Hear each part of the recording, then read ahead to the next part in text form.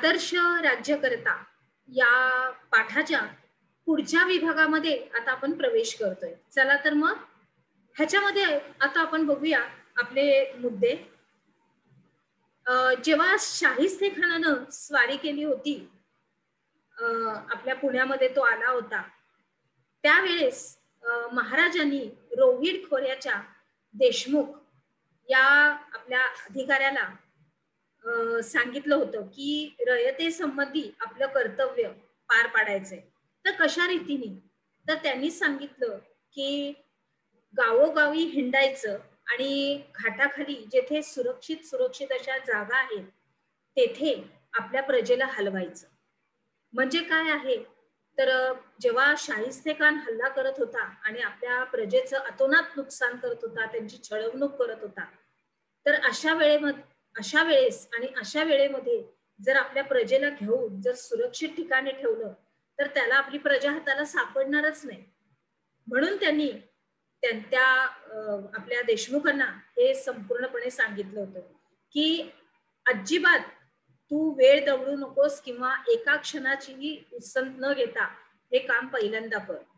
आणि त्याचा उल्लेख आपल्या मुद्द्यामध्ये त्या काळच्या भाषेमध्ये असा केलाय की एका घडीचा दिरंग न करणे, म्हणजे एका सुद्धा क्षणाची विश्रांती न घेता ताबडतोब हे कार्य झालं पाहिजे, असं त्यास त्यांनी बजावलं होतं.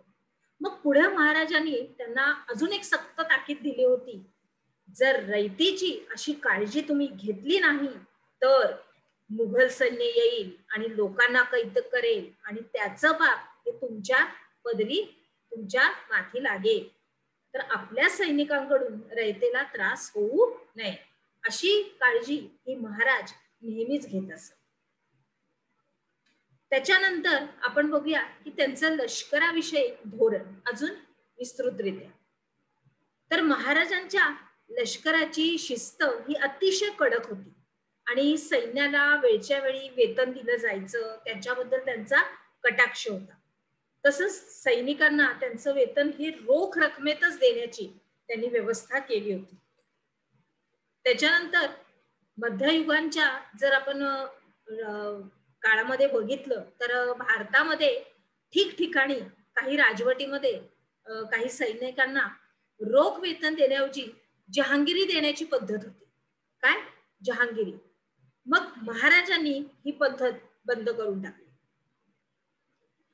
आणि त्यांच्या मोहिमा जेव्हा शत्रूंच्या प्रदेशामध्ये जात असत किंवा तिथे जायचे, तेव्हा सैनिकाला जे काही मिळेल ते सर्व सरकारामध्ये जमा करण्यास सर्व लष्करांना ताकीद असे.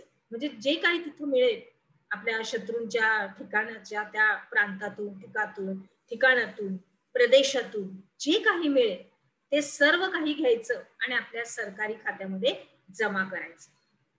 त्याच्यानंतर मोहिमेमध्ये पराक्रम चांगला केलेल्या सैनिकांचा नेहमी मान सन्मान हा महाराज करत असत.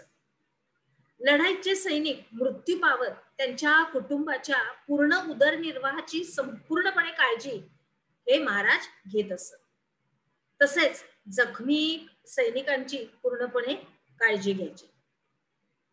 त्याच्यानंतर लढाईमध्ये आतापर्यंत आपण बघितलं की हे आपल्या सैनिकांबद्दल झालं की महाराज इतके व्यवस्थित त्यांना सांभाळायचे. आता जे सैनिक आपल्याला शरण यायचे किंवा ज्यांना कैद करून ठेवलं जायचं त्यांना सुद्धा महाराज चांगलीच वागणूक द्यायचे. त्याच्यानंतर आपण बघतोय महाराजांचं सहिष्णू वर्तन. तर ह्याच्यामध्ये आपण बघतोय की महाराजांना ज्या सत्तेबरोबर संघर्ष करावा लागला त्या म्हणजे आदिलशाही, मुघल, सिद्धी, त्या सगळ्या या इस्लामी होत्या. पण शिवरायांनी या स्वराज्यातील मुसलमानांना आपले प्रजननच मानलं होतं. ह्याचं पुढे आपण उदाहरण बघतोयच की अफझल खानाच्या भेटीच्या वेळेस जेव्हा महाराज गेले होते तेव्हा त्यांच्या सैन्यामध्ये सिद्धी इब्राहिम नावाचा एक विश्वासू सैनिक होता. त्याच्यानंतर आपल्या महाराजांचं जे आरमार दळ होतं त्याचा प्रमुख तर दौलत खान होता. याच्यावरून आपल्याला दिसून येतं की महाराजांचं धार्मिक धोरण हे सहिष्णू होतं. म्हणजे सगळ्यांना सर्व धर्म समभाव असं म्हणजे व्यवस्थित ते त्यांना वागणूक देत असत. त्याच्यानंतर शत्रूकडून एखादा प्रदेश जर जिंकून घेतला तर तिथली जी मुस्लिम धर्मस्थळं असायची तिथे आधीपासूनच त्यांना असलेल्या ज्या सोयी असायच्या, सवलती असायच्या, त्या त्यांना तशाच चालू ठेवायच्या असं महाराज करत असत. त्याच्यानंतर या सहिष्णू त्यांच्या धार्मिक धोरणामुळं समकालीन इतिहासकार खाफी खान असं लिहितात की शिवाजीने आपल्या सैनिकांसाठी असा नियम लागू केला होता की जेव्हा ते मोहिमेवर जायचे तेव्हा मशिदीला धक्का लावू द्यायचा नाही. त्याच्यानंतर पुराणाची एखादी प्रत जर चुकून एखाद्याच्या हातात पडली तर तिला पूज्य भाव दाखवून ती मुसलमान व्यक्तीच्या हातामध्ये द्यावी. यावरून आपल्याला दिसतंय की महाराज कशा रीतीने सर्वतोपरी आणि सर्व बाजूंनी कशा रीतीने एक आदर्श राजा होते. पुढे जाऊया महाराजांच्या कार्याची थोरवी. आता महाराजांनी अनेक शत्रूंशी संघर्ष करत करत हे स्वराज्य स्थापन केलं. मग त्यांची ही कृती ही युगप्रवर्तकत्व प्रगट करते. पण याखेरीज सुद्धा त्यांच्या व्यक्तिमत्वात अजून अनेक असे सद्गुण आपल्याला आढळतात. तर ते कोणते? तर महाराज बुद्धिमान होते. त्यांनी अनेक विद्या आत्मसात केल्या होत्या. त्याच्यामध्ये अनेक भाषा पण होत्या आणि लिपी सुद्धा होत्या.